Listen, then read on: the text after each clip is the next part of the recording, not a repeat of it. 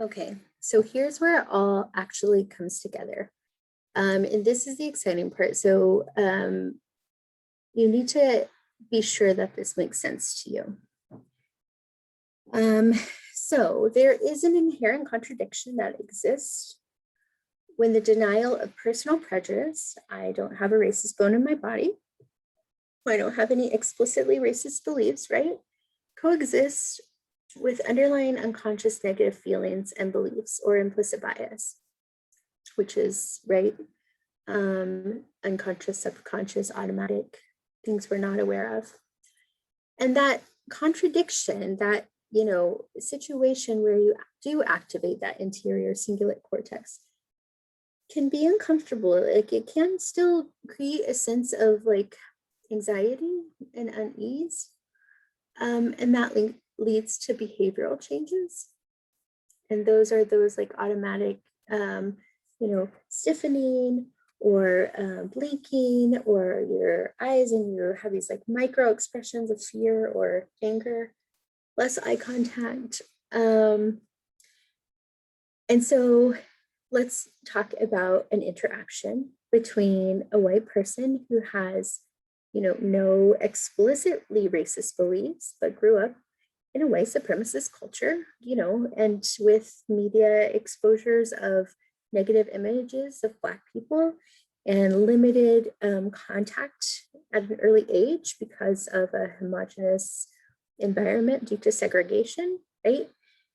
So let's say that they are at work and they are walking down the hall and they pass a colleague who is Black.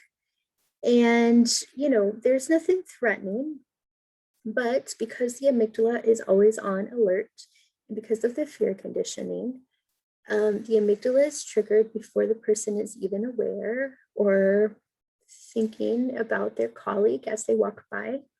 And so they meet in the middle, and because that amygdala is triggered and because those projections activate the micro expressions in the face, there is a very, very brief image of fear or anxiety or, anger or contempt or disgust or something. And because we have mirror neurons and we can sense each other's feelings because of those, facial expressions, the Black colleague knows exactly how this white person is feeling at that moment, even though the expression was super quick. Remember, like our amygdalas can be triggered with like a 30 millisecond subconscious or subliminal image. So it doesn't have to last long. And we can instantly feel it.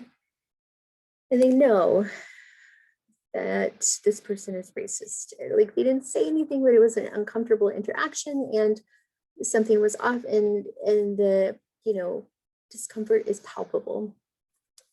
And so a lot of times target group members have this experience and they don't understand why, but they can feel the bias. They can feel it.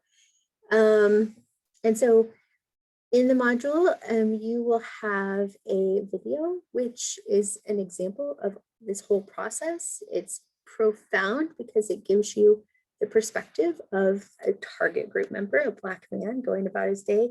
And you see, like, some of these are like actual expressions, and probably some of the people have explicit bias, but some are just automatic processing and the slightest hint of that prejudice.